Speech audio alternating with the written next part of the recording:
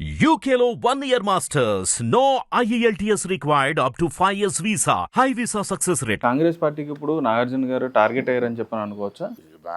Nagarjuna వీళ్ళెవరమ్మా target చేయడానికి? అక్కడ అంటే ఫస్ట్ లో హైడ్రా కూడా ఆయన మీద ఇల్లు కూర్చారు. పర్మిషన్ ఇచ్చింది ఎవరు? పర్మిషన్ ఎవరు ఇచ్చారు నాగార్జునకి? 2010లో ఎవరు? మీ ప్రభుత్వమే కదా. ఇప్పుడు కూలుస్తున్న ఇళ్ళకన్నీ పర్మిషన్ ఎప్పుడు 20 ఏళ్ల క్రితం మీరేగా ఇచ్చారు. అంటే అప్పుడు డబ్బులు తిని పంది కుక్కల్లాగా మీ ఆఫీసులో డబ్బులు మోసి డబ్బులు మింగి మేసి పర్మిషన్లు ఇచ్చారు. ఇప్పుడు మీరు మళ్ళీ ఆ ఏళ్ల మీద 10 కుక్కలాగా పడి కూలుస్తున్నారు. మీరే దోసుకుంటారు. అప్పుడు డబ్బుల కోసం పర్మిషన్లు ఇచ్చేశారు, ఇప్పుడు డబ్బుల కోసం కూలుస్తున్నారు. ఇప్పుడు కూల్చడం ఎందుకు కూలుస్తున్నారు? పేదల ఇల్లు డబ్బునోడి కూల్చొచ్చు కదా, పొంగులేడిది కూల్చొచ్చు కదా, ఓవైసీది కూల్చొచ్చు కదా, కిరణ్ కుమార్ రెడ్డి తమ్ముడు కూల్చొచ్చు కదా, నీ అన్నకి నోటీస్ ఇచ్చే బదులు కూల్చొచ్చు కదా. అంటే ఇవన్నీ చూస్తుంటారు మరి నాగార్జున టార్గెట్ అయినట్టు కనిపిస్తుంది. నాగార్జున ఎందుకు చేశారంటే ఇప్పుడు వాళ్ళకి అందుబాటులో ఉన్న కేసు ఇది కనుక నాగార్జున టార్గెట్ చేస్తే బిల్డర్స్ అందరూ భయపడతారు, బిల్డర్స్ అందరూ భయభ్రాంతులు అవుతారు. బిల్డర్స్ రియల్ ఎస్టేట్ అందరూ కట్టుకుని వచ్చి సీఎం దగ్గరికి వస్తారు. అప్పుడు ఈయన బేరమాడి సూట్ కేసులు తీసుకుని అధిష్టానానికి పంపించాలి. ఇప్పుడు ఆయన పెద్ద కర్తవ్యం చీఫ్ మినిస్టర్ అయినాక ఇప్పుడు 3 నెలలకు ఒకసారి వాళ్ళ యొక్క కాంగ్రెస్ ఎజెండా, కాంగ్రెస్ డిఎన్ఏ ఏ రాష్ట్రంలో వాళ్ళ ప్రభుత్వం 3 నెలలకు ఒకసారి సూట్ కేసులు వెళ్ళాలి. సూట్ కేసులు వాళ్ళ అధిష్టానానికి వెళ్ళాలి. ఇప్పుడు ఈయన అధిష్టానానికి ఈ సూట్ కేసులు రెడీ చేయాలి. అందుకని నాగార్జున కొట్టాడు. నాగార్జున కొడితే పెద్ద హీరో కొడితే మిగతా బిల్డర్స్ అందరూ అమ్మో నాగార్జున కొట్టాడు మనకని భయపడతారు, వస్తారు బేరం ఆడుకుని సూట్ కేసులు. ఇప్పుడు సూట్ కేసులు ఏర్పాటు అవుతుంది. అందుకని నిదానంగా కోర్టు కేసు గట్టిగా వాదించకుండా కోర్టు కేసులు వదిలేయటం. రేపు వీళ్ళందరికీ విసులుపాటు కల్పిస్తున్నాం, 6 నెలలు టైం ఇస్తాం, సంవత్సరం టైం ఇస్తాం, ఈ లోపల సెటరైట్ కండి అని చెప్పి అవుతారు. ఆ సంవత్సరం తర్వాత నువ్వు సీఎంఓ, కోమటిరెడ్డి వెంకటరెడ్డి సీఎంఓ ఎవరికో తెలియదు, ఎవరవుతారో తెలియదు. రెండో కృష్ణుడు ఆల్రెడీ రెడీగా ఉన్నాడు. ఆయనతో పోటీ పట్టడం ఇప్పుడు బనాడికి ముందున్న రేవంత్ రెడ్డికి ముందున్న ప్రాబ్లం. ఆయన ఆల్రెడీ మినిస్టర్గా చేశాడు, ఇండస్ట్రీస్ ఉన్నాయి. సో ఆయన బలమైన సూట్ కేసులు రెడీ చేస్తున్నాడు, చాలా ఘనమైన బరువైన సూట్ కేసులు. ఆయనతోటి పోటీ పడి తను ఇవ్వకపోతే అతను అయిపోతాడు. అసలు సూట్ కేసు కాంగ్రెస్ ఎవడో ఎక్కువ సూట్ కేసు వస్తే వాడే ముఖ్యమంత్రి. వాళ్ళకేం పెద్ద ప్రజలు పద్ధతులు సిద్ధాంతాలు ఏం లేవు కదా. వాళ్ళ కాంగ్రెస్ బతుకే అంత డబ్బులు. ఇప్పుడు రేవంత్ రెడ్డి పోటీ పడి తనకన్నా కోమటిరెడ్డి కన్నా ఘనమైన సూట్ కేసు ఇవ్వకపోతే తన పదవి ఓడుంది. అందుకని తర్జన పడుతున్నాడు. అందుకని ఇలాంటి అన్ని మార్గాలు వెతికి, అందుకని విన్నారు మా గతంలో కూడా డ్రగ్స్ ఇది వీటి మీద బేడాలు చేస్తా టొబాకో వాటి మీద హైరా చేశాడు. అక్కడ బస్సులు ఆపారు, ఇక్కడ బళ్ళు ఆపారు, తీసుకొస్తారు తంబాకు ఇవన్నీ ఆపారు. 2 రోజులు హడావిడి చేశారు. పెద్ద సూట్ కేసు వచ్చేసింది వాళ్ళ నుంచి, అయిపోయింది. ఇప్పుడు ఎక్కడ చూసినా అమ్ముతున్నారుగా, ఎక్కడ చూసినా ఈ టొబాకో అమ్మకం అన్ని చోట్ల. గంజాయే కాదు, ఇది డ్రగ్స్ కాదు, బియ్యేస్తాం కదా మన గుట్కాలు. ఇప్పుడు ఎక్కడ పడితే ఇక్కడ అప్పుడు గుట్కాల మీద బ్యాన్ అని హడావిడి చేశారు. సూట్ కేసులు అందిని వాళ్ళ దగ్గర నుంచి అందిపోయి ఇప్పుడు వదిలేస్తారు. ఇప్పుడు చూడు ఏ మూల స్కూల్ పక్కన కాలేజీ ఎక్కడ పక్కన అమ్ముతున్నారు. సో వీళ్ళంతా ఇలా హడావిడి చేసేసి ఆ డబ్బులు సూట్ కేసులు అందుకనే మళ్ళీ ఏదో కారణం చెప్పి ప్రొలాంగ్ చేయించడం అదే చేస్తారు. అందుకన్నా నాగార్జున మీద టార్గెట్ చేసేంత సీన్ వీళ్ళకి ఎక్కడిది? నాగార్జున ఏం చేయగలరు? ఒక ఇల్లు కూల్చారు, ఏదో 50,000 వెంట్రుక ముక్క ఆయనకి. మీరు ఏం చేయగలరు? మళ్ళీ ఎలక్షన్ వచ్చినప్పుడు మా దగ్గరికి, మా హీరోల దగ్గరికి, మా డైరెక్టర్ దగ్గరికి వచ్చి బొచ్చుతోటి వస్తారు. మీ రాజకీయ నాయకులందరూ మా వాళ్ళ దగ్గరే మళ్ళీ బొచ్చు ఎలక్షన్ అండి 5 లక్షలు ఇస్తారా, 50 లక్షలు ఇస్తారా, మీరు మళ్ళీ ఆ బొచ్చు పట్టుకుని వచ్చేది మేము ఎప్పుడు మీ దగ్గర రాము, మీరే మా సినిమా ఫీల్డ్ దగ్గరికి బొచ్చు పట్టుకుని వస్తారు. ఓకే, కనుక మీ బతుకులయ్యి. అంటే మొత్తం రాజకీయ నాయకులు అంతేనా? అందరూ అన్ని పార్టీలు, దాదాపు అన్ని పార్టీలు ఎలక్షన్ వచ్చినప్పుడు మా బెగ్గింగ్ బోల్ తోటి వస్తారు. అట్లా బీఆర్ఎస్ పార్టీ కూడా వెళ్తుందా?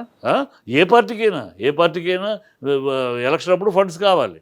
వీళ్ళందరూ అందుకని అందుకని బీఆర్ఎస్ పార్టీ లాంటిది మనం వాళ్ళ గౌరవంగా చూస్తాం, గౌరవంగా మాట్లాడతాం, విలువ ఇచ్చి మాట్లాడతాం. వీళ్ళు విశ్వాసఘాతకులు. వీళ్ళు తిన్నాక మరుక్షణం మర్చిపోయిపోతారు.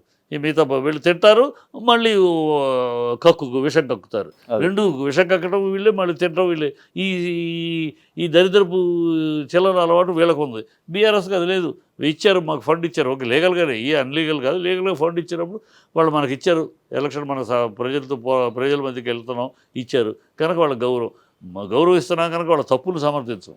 తప్పులు చేస్తే ఎవరినైనా అడుగుతాం. అది చేశాం. కానీ ఇలాగా రాజకీయం కోసం వాళ్ళ పేరు పాపులర్ అవ్వడం కోసం మా సెలబ్రిటీ దుమ్మిట ఈనాడు కేసీఆర్ చేయలే. అదే సార్, అంటే ఇప్పుడు కొండా సురేఖ గారు ఏమంటున్నారంటే, ఇప్పుడు ఏదైతే వ్యాఖ్యలు అయితే చేశారో ఇప్పుడు నాగార్జున గారి మీద ఆమె సారీ చెప్పడం కూడా జరిగింది, కానీ కేటీఆర్ని మాత్రం వదిలిపెట్టను, తన అన్ని కూడా బయట పెడతానని చెప్పని ధైర్యంగా చెప్తుంది. అంటే ఆధారాలు ఉంటేనే కదా మాట్లాడితే. ధైర్యం లెక్కల మొండిది. సురేఖకి ఆధారాలు అవసరం. మొండితనంగా ఒక మాట అంటే మూర్ఖంగా అదే మాట మీద మాట్లాడుతుంది అంతే. చెప్తే ఆవిడేదో పెద్ద ఆధారాలు ఉంటే ఇప్పుడు ఈ పాటికి బయట పెట్టేది 2 రోజులు జరుగుతూ ఉంటే ఆధారాలు లేవు, గడుగుడ్లేదు. అదే మొండితనం మనిషి మొదటి నుంచి మొండిదే కనుక మాట్లాడుతుంది. అలాగ నువ్వు వదిలిపెట్టేది నిన్ను వదిలిపెట్టరు అనుకుంటుందేమో ఆవిడ వదిలిపెట్టలేదు. కోర్టులో కేసు వేయటం జరుగుతుంది ఈ 2 రోజుల్లో కనుక. కేటీఆర్ గారు కూడా పరువు నష్ట దావా కూడా వేశారని చెప్పారు. కేటీఆర్ పరువు నష్ట దావా ఇవ్వబోతున్నాడు, ఖచ్చితంగా వేస్తాడు. మేము కోర్టుకు ఈడుస్తాడు. కేజ్రీవాల్, రాహుల్ గాంధీ, మీ రాహుల్ గాంధీ క్షమాపణలు చెప్పినట్టు కోర్టులు క్షమాపణలు చెప్పించడం జరుగుతుంది గ్యారంటీగా. ఆ రోజు ఇలాగే మాట్లాడాడు వీళ్ళ నాయకుడు రాహుల్ గాంధీ కూడా, ప్రగల్భాలు పలికాడు. మోడీని గురించి ఇష్టం వచ్చాడు మాట్లాడి. నేను చెప్పను, కోర్టులో లాగి 2 సార్లు ఇచ్చినా వాయించితే క్షమాపణ చెప్పు, లేదు ఇంత కట్టు అంటే అప్పుడు నోరు మూసుకు క్షమాపణ చెప్పాడు. కేజ్రీవాల్ అలాగే 10 కోట్లు కట్టాలని వేస్తే క్షమాపణ చెప్పాడు.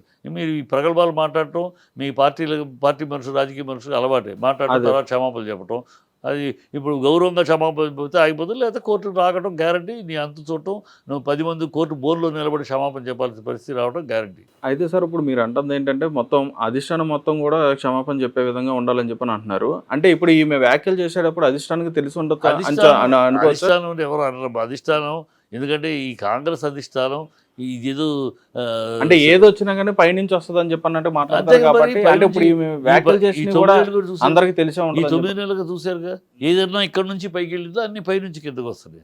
32-33 సార్లు వెళ్ళి ఇప్పుడు ఢిల్లీకి ఈ 9 నెలల్లో. క్యాబినెట్ ఎక్స్పాన్షన్కి ఢిల్లీనే, లిస్టు తయారు చేయడానికి ఢిల్లీనే, అన్నిటికీ ఢిల్లీకి వెళ్ళి అక్కడ తుమ్మితే ఇక్కడ తుడుచుకుంటుంది. తప్పితే అక్కడ దోమ కుడితే అక్కడ దోమ కుడితే కానీ ఇక్కడ గోకూరు. ఈ దౌర్భాగ్యం చూసాం కదా. ఢిల్లీకి పాదాక్రాంతులు చేయటం, ఢిల్లీకి మనుషుల దగ్గరికి వెళ్ళి బంచన్ కాలు ముక్తారని సోనియా కాళ్ళు పిసకటం, సోనియా కాళ్ళ దగ్గర కూర్చోటం, రాహుల్ గాంధీ కాళ్ళు పిసకటం, అదే రేవంత్ రెడ్డి చూసాం కదా. మొన్నటిదాకా ఇదే రేవంత్ రెడ్డి చంద్రబాబు దగ్గర సామంత్ రెడ్డిగా ఉన్నప్పుడు సోనియాని రక్తం తాగే రాక్షసి అన్నాడు, భూతం అన్నాడు, వ్యవస్థగా మాట్లాడు. ఇవాళ ఆవిడని దేవత అన్నారు. వీళ్ళ బతుకులు ఇంతే.